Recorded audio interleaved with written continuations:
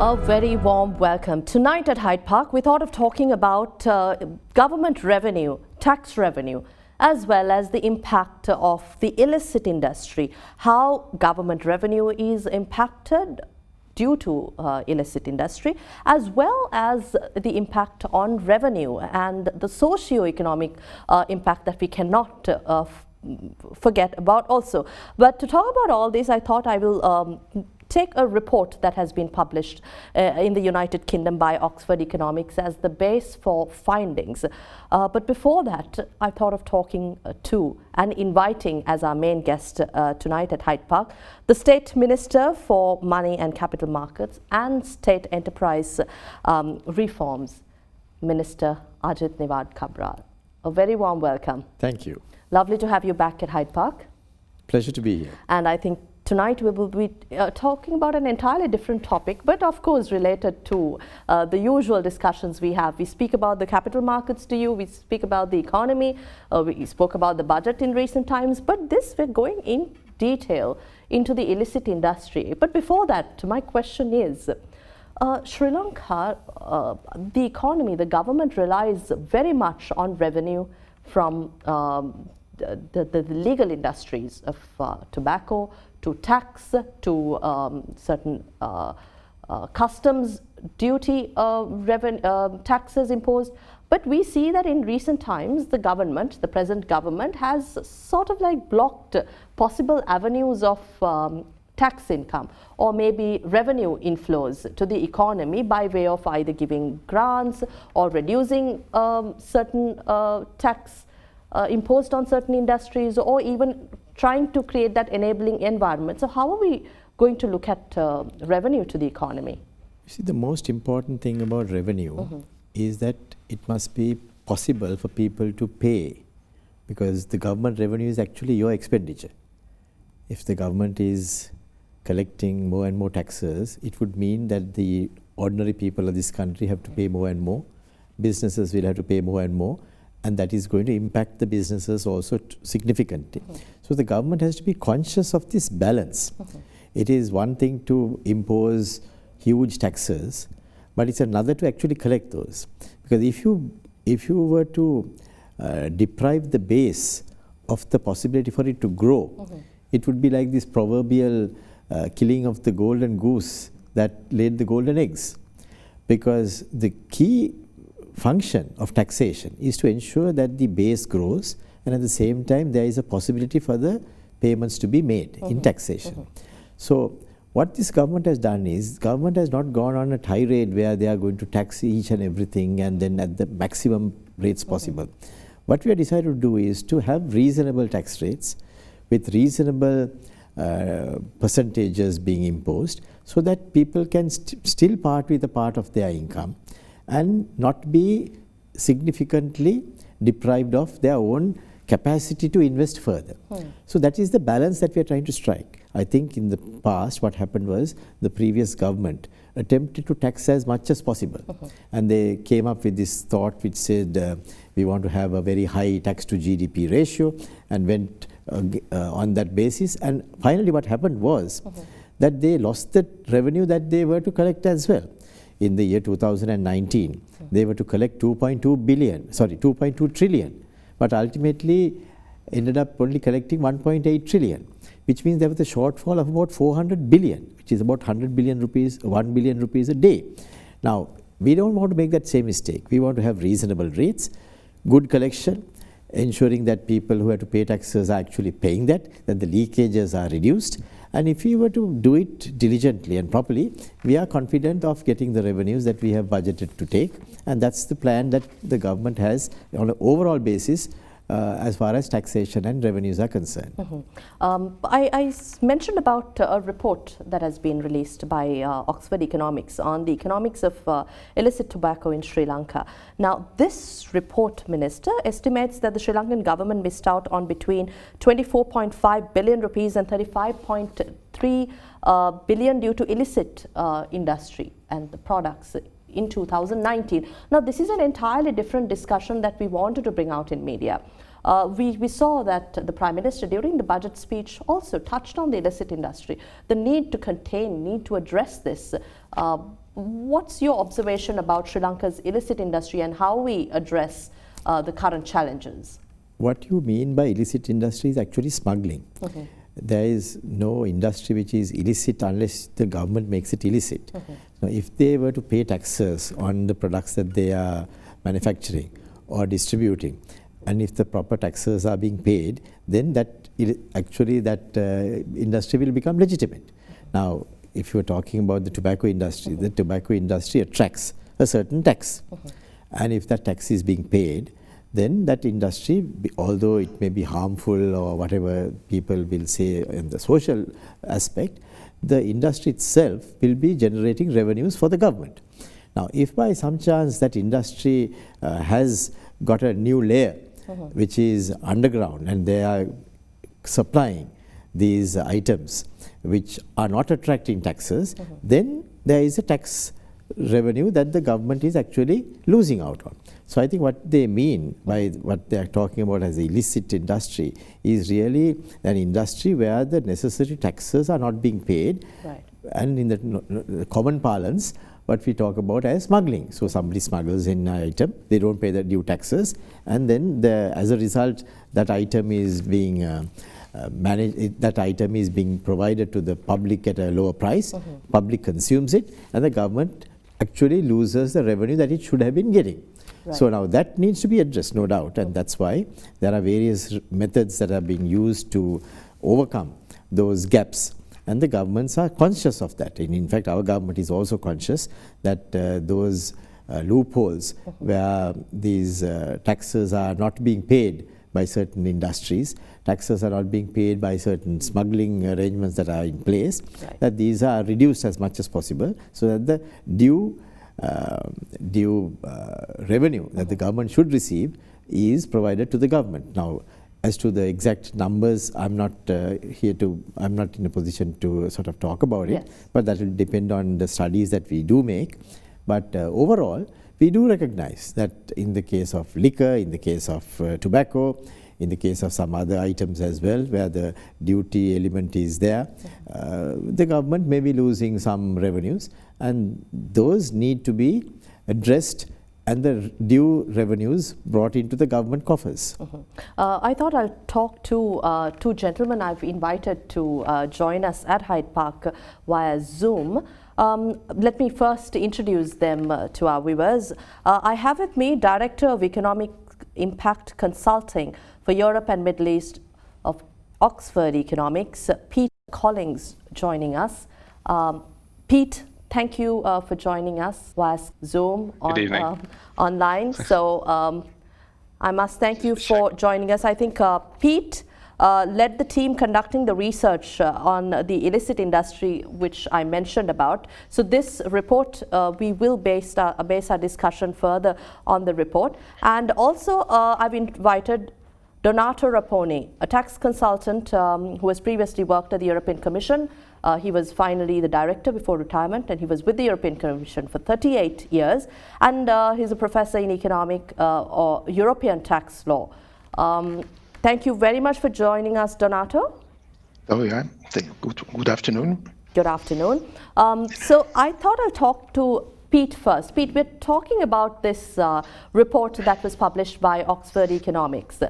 You're talking about the impact on the Sri Lankan economy. What key observations would you like to share with us, and if you can explain what basis these observations are made on?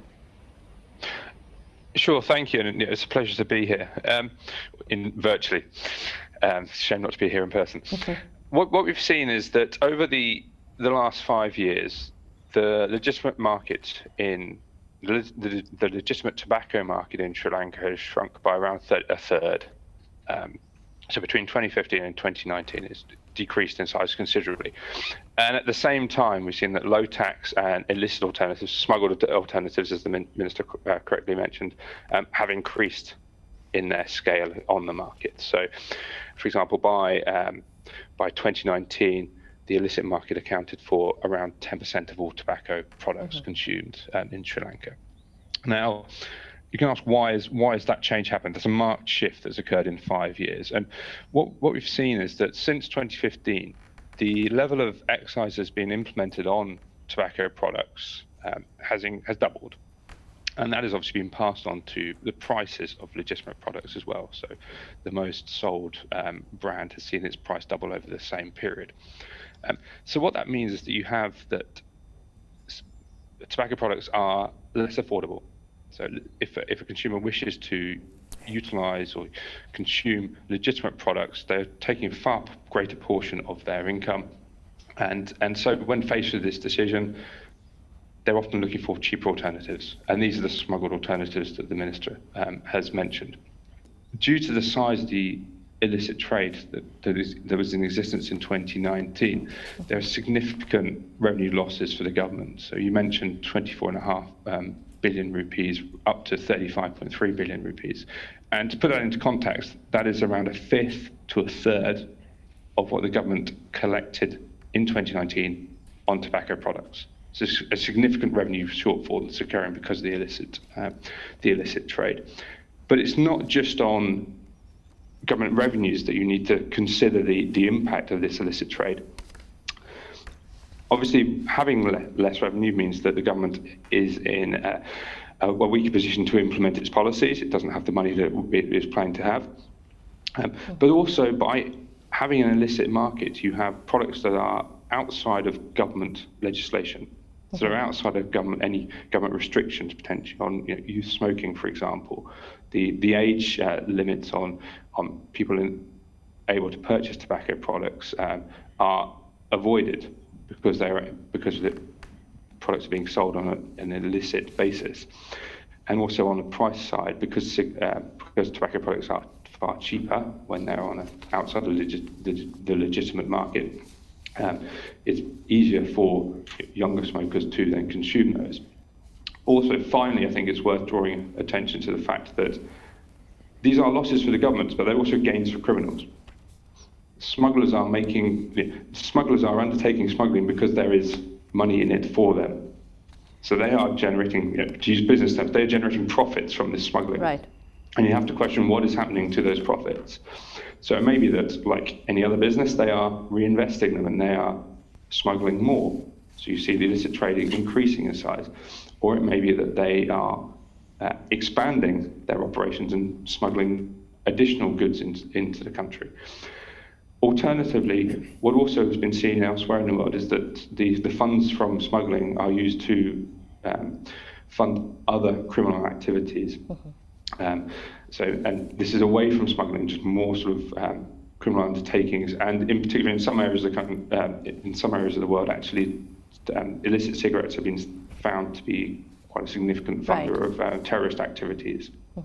So I think there's a broader picture that needs to be considered rather than just thinking about the government revenues, but it's clear that the government revenues are there's significant loss that has occurred due to illicit trade. Right. So, Pete, I'd also like to turn to the Minister to touch on a few points that I think Pete raised here about obviously smugglers, as well as the revenue, the impact of revenue on the Sri Lankan economy. But I'd like to add to this, Minister, we're talking about detecting large shipments of narcotics at sea. And this is a challenge, this is a battle that the government has begun to tackle. While doing that, what socio-economic impacts do you observe here?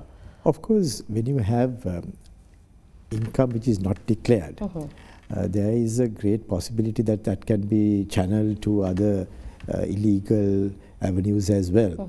So it's in the interests of all to ensure that the proper revenues are collected by the government, that all the avenues through which revenues are coming into the country are legitimately accounted for.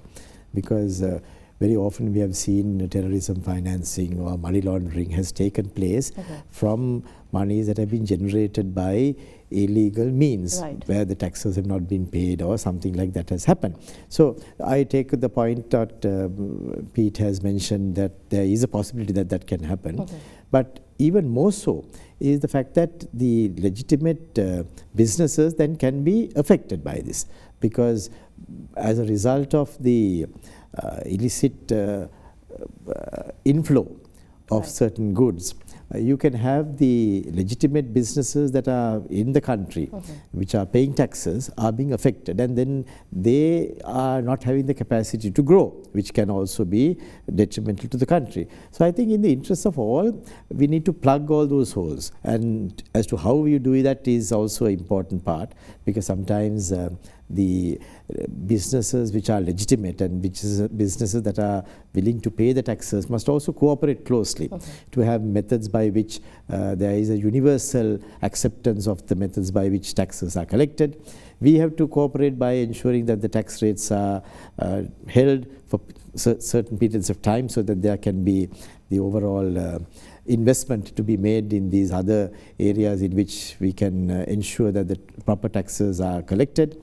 So in that sense, it's a fairly complex problem which needs to be tackled with the cooperation of all parties.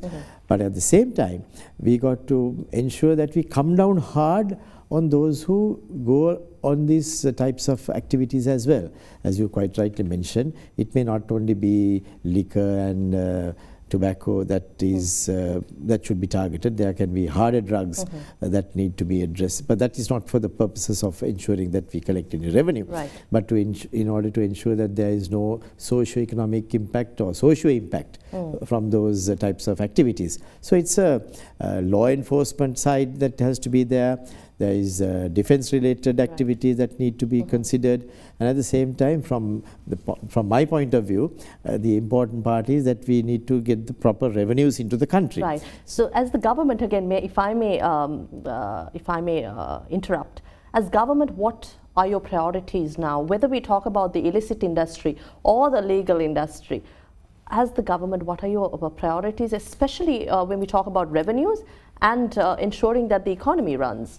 No, we have very clearly said that we want to have a tax regime which is fair and which is consistent, so that we don't come and change it every 2-3 days, that we have a consistent policy where people can take investment decisions, because that's very vital, that people are able to take long-term investment decisions, because through those decisions we can activate the economy very easily. So we have committed ourselves to that kind of a position. We are doing that continuously, and at the same time we expect the taxes to be paid by the people who are doing business in the country. So that's why we want to plug all the leakages as well. Now, what you mentioned just now and what this gentleman mentioned are those areas through which the leakages occur.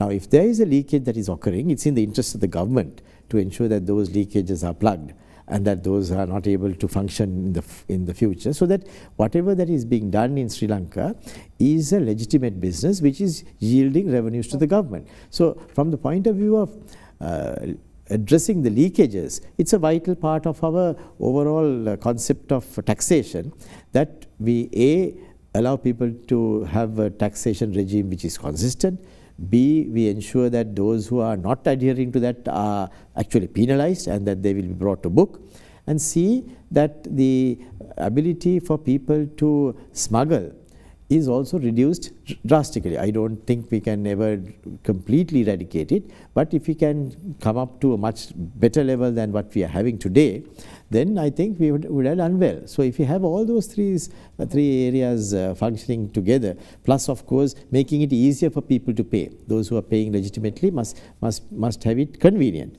not have all these difficulties of paying. So with that kind of a strategy, I think we can ensure that the revenues will be consistent and the government coffers will be improving.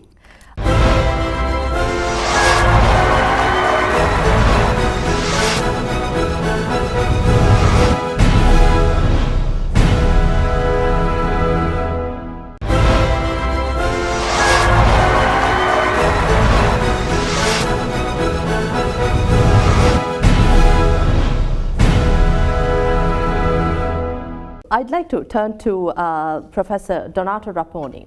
I think I've invited you because especially we are talking about tax revenue and the impact on the Sri Lankan economy. You speak about tax revenue, how other countries have managed situations as these. You talk about case studies relating to illicit industry in other developing nations and also Europe. My question is how and what kind of observations that you see in these countries can be applied here in Sri Lanka? I will base on my experience in the European Union, what I know. Clearly, taxation is a sensitive issue, especially concerning this tobacco product. I think in the EU, what we are considering very important is to consider the affordability for buying legal tobacco product. It means consumer should be able to buy. If they are not able to buy this product, they will switch to other product, other alternative, and they will look to cheaper product or to illicit tobacco product which are cheaper. It's reason why, at the end, the objective of a government to reduce consumption of tobacco product will not be achieved. You will reduce the consumption of legal product, but not the global consumption of tobacco product. In the EU, clearly, there is a clear correlation between increasing sharply the level of taxation and increasing the level of smuggling illicit trade. Because as the minister said, this criminal organization is using all commodities, just high-value commodities, just to make money. And one of the is drug, it could be also tobacco product because we have some kind of high value. It's reason why in the EU has been a strategy because we faced 10 years ago a very important smuggling situation, about 10 billion euro loss of revenue for governments. And what we decide in the EU first is to set up a specific body tackling this product, what we call OLAF. It's an office, independent office, depending only from the European Parliament, not from the executive body, and addressing specifically this issue with human resources, which is very important, technical resource, but also human resource, officer paid enough, because you have to avoid also corruption, which is very common in this field, and to have some kind of starting from the law, the legislation. So you need to establish high penalties. In the EU, if you are infringing taxation in this for tobacco product, it's considered in many countries is a criminal offense. So it means high penalty, criminal sanction with jail. It's like, I would say, drugs. So it means it should be starting from the legislation. Then the compliance, the minister said, is very important. We have a slogan in the EU, we had a slogan in the EU, fair trade, fair taxation. So you have to consider legitimate trader as collecting revenue for you. So you have to treat them very clearly and fairly. But for illegal activity, there is no doubt you need absolutely high penalty. It should be deterrent. They have to know that dealing with this illegal activity is very risky. If it's not the case, they will continue. Criminal organization, they don't care about the future of your people. They are caring just their revenues, their own revenue.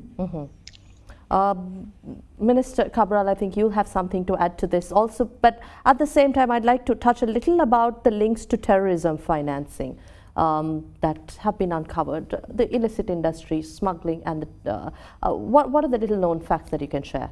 I think what he says is true in that there are many terrorist related organizations that cannot necessarily disclose their funding sources, and even what they get as donations are generally linked to various illegal activities. So in that sense, there is a worldwide operation which has taken place, which is always taking place, which needs to be thwarted in some way or the other. I think the conventions that the global agencies have already agreed upon and countries have subscribed to is mainly to ensure that these loopholes are plugged. And sometimes, as he mentioned very rightly, these high-value items, which have a large threshold of possible taxations, are the ones that are used to generate these kinds of revenues for the illegal industries. for the terrorism financing and for the money laundering, because the amount that they can generate is quite high, because if there is an item which is attracting a high level of taxation, you have that as the possible rent that you can acquire as a result of issuing that particular product. So these are popular items in order to make money in a legal manner, and that's why the governments need to be conscious of that. So we ourselves are very conscious of that. In the last few weeks and months, we have been bringing in various types of reforms that will plug some of these holes. But it's a fairly long-term ongoing process, but each time, because when the government finds ways and means of plugging these holes, you find that the people who are perpetrating these crimes are also up to it, because they are big-time smugglers, big-time organizations, which also have lots of resources. So they also will be relying on various other types of activities to bypass these activities or these legitimate activities. So therefore you need to be very often on the ball, as it were, to ensure that we are able to be one step ahead of all these people who are indulging in this. But the fact remains that this will be a struggle that will have to continue. And some countries have been able to make sure that their borders are secure, that their systems are brought up to the mark in order to ensure that the leakages are reduced.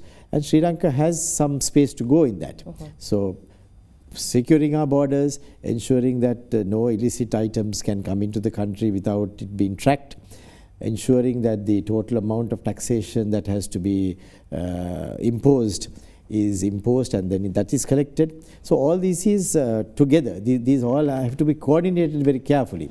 So I think that's the challenge that governments face. We ourselves will face that challenge. We are facing that challenge, and we will be taking the necessary steps to make sure that we stay on top of the challenge and that we are able to generate the necessary revenues in a legitimate form to the government. You're quite optimistic about revenue generation as well as, and also very confident about government measures. But before I touch on that as the final points to discuss about at Hyde Park, I'd like to turn to our guests joining in from virtually, who are joining us from abroad. Pete and Donato, I think we have the final 2-3 minutes for you to share your observations and recommendations. If you may joining in the conversation, Pete, to begin with you, you spoke about a few observations on this report, on this research report that you have published. But going forward, about terrorism financing, the illicit narcotics and drugs, that a battle that Sri Lanka has begun to fight. Now, this is an ongoing challenge. But we talk about Sri Lanka specifically and the industry. If you can share more insight on how we move forward. Sure, and I think it's important to realise that while we talk about an illicit sector as being large, it's at 10%, which relative to other countries is quite low, to be honest. So we've looked at similar studies where we've looked at Brazil, Malaysia, Pakistan, where in Brazil and Malaysia, the illicit share is half of the market. In Pakistan, it's 40% of the market. And what you can see there is the similar stories in terms of it's the rapid increase in taxes that Professor Donato mentioned has driven this increase in the illicit trade. And actually in Malaysia and Brazil, it's had a detrimental effect, as the Minister mentioned, on the legitimate industry. So we've seen that factories have closed in those countries, and that has impacted much more broadly than just people who are working in that factory, but then you also lose all of the jobs that are in the supply chain and so on. And so in the report, we estimate there's around 47,000 people are employed due to the legitimate tobacco industry in Sri Lanka. So obviously, letting the illicit trade grow, as the Minister mentioned, places pressure on that legitimate industry. So in terms of sort of steps forward, I think it's important to think of it almost from an economist's perspective as you need to tackle demand and you need to tackle supply. And I think the Minister's highlighted this. So on the demand side, it's really what is driving consumers to purchase these products. And as you've seen, tax rises have led to price rises that have reduced affordability. So trying to engineer a way that ensures that the affordability is not overly diminished through price rises, so entices people back into the legitimate market. So you see almost sort of a closing of the gap between illicit prices and legitimate prices. And that's something that was seen in Pakistan, actually, where tax reforms led to the gap shrinking, and the illicit trade actually reduced in size because of that change. Then also you have to think about the supply side, because obviously people can want a cheap alternative, but whether they can buy one is really dependent upon the fact whether there is the goods being supplied. So there, it's really thinking about enforcement and discouraging smuggling, and that is really through both tackling smugglers in terms of their ability to get into the country, but then also thinking about how are these products then taken to market. So what we actually see, which was quite surprising, was in Sri Lanka, over half of all illicit over half of all illicit products were actually sold at legitimate establishments. So they're sold side by side with legitimate products. And because of that ease of access, it means that the supply to those consumers demanding the product is maintained. So breaking that link reduces the ability to purchase those illicit products, and then reduces the scale of the sector as well. Thank you very much for sharing your thoughts and insights. Donato, very quickly, if you talk a little about your final recommendations too, if we talk to you about the final recommendations, I'd appreciate it. Yeah, you need some kind of global strategy. One single action is not enough. First, it should be widespread acceptance of the scale of the problem. This is the first thing. Some kind of buy-in from the key stakeholders. You have to work with stakeholders, which is very important. Also, from the demand, purchasing this product, it's not a victimless crime. So it means you have to explain to people that buying this product, they are involved in some extent in illegal activities.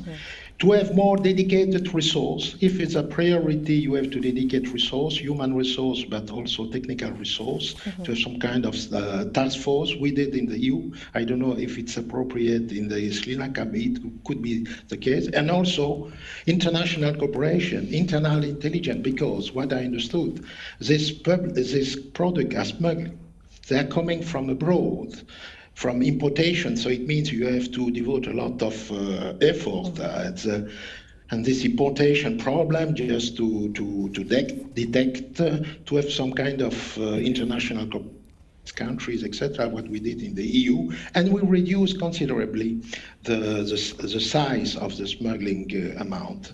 This is very important from this point of view. Just also to explain clearly that buying this product to people, you are damaging yourself. Because less resource for government, it means less resource for health, for security, for public infrastructure, etc. We did a splendid video in the EU explaining to people, if you are buying this product, you are participating to illegal activities indirectly. So you are damaging yourself. So thank you very much, Donato. I know you're touching on quite a valid point. Quite interesting, but thank you very much. That's all the time we have at Hyde Park. So I'd like to turn to the Minister now. Closing remarks from you. We've heard the professor in European tax law, as well as Pete Collins, who spoke about the research findings on the illicit industry. Moving forward, what do we take from this, and how do we go forward? Actually, illicit items being taxed is just one component of this entire tax structure. We have to make sure that the tax structure is fair. That is the important part. And that people who are doing business, they have to make a legitimate payment because they are having a system as well as the infrastructure to do so. So now, I don't think anyone will grudge that. But at the same time, people will grudge if it is going to be burdensome. That is where the problem lies. So that's why, if you have noticed, we have brought in certain reforms by which we have made it easier for people to pay taxes, and at the same time we have made it easy for people to have a quantum which is not going to be too heavy on their pocket as well. So these are important aspects of taxation which we have understood, and as you know, if you have that kind of a overall background, as the taxation policy of a country, you would always find that people come in and invest in those types of in those countries. So that's what we're trying to attract. We are confident that people will, you mentioned about having confidence in the system. That is mainly because you have to do the right things. If you don't get it right, no matter how high your tax rate is going to be, you're not going to get any taxes. If you have no income, you're not going to pay income taxes. Sorry to interrupt again, Minister. I have just 1 minute, but there's one question I want to ask you, especially because you're here, a former central bank governor, somebody who has been not an academic before you entered politics. But at the end of the year now, we're looking at a very challenging year. How optimistic are you in terms of going forward? Just 1 minute. Economic management is all about meeting challenges. You will never have a situation where everything is rosy. You will always have challenges. So it is as to how you deal with the challenges, how you anticipate the challenges, how you would prepare your forces to deal with that particular challenge. That's what we're doing. So there are certain basics that you have to get right. That is the important part. If you don't have a proper exchange rate policy, if you don't have interest rate policy which is targeting low interest rates, if you don't have sound inflation management, no amount of what you do will be of any value. So attracting investment is based on sound economic policies, sound messages that you convey to the outside world. And that's what Sri Lanka is doing. And that's what even the last 3 to 4 months we have attempted to do. And we see that there is a traction for that. It won't happen overnight, but it will take a little time. But we can see the way in which investment is coming into the country. We have seen how the macro fundamentals have stabilized. Once those things happen, you will find that the economy will get back into the robust path. So thank you very much for your time here at Hyde Park. Thank you. We had with us the State Minister of Money and Capital Market as well as State Enterprise Reforms Minister Ajith Nivard Cabraal joining us at Hyde Park, and we were having a discussion about the economics of illicit industry and the impact of illicit industry on the Sri Lankan economy. Thanks for joining us. Have a pleasant evening. Good night.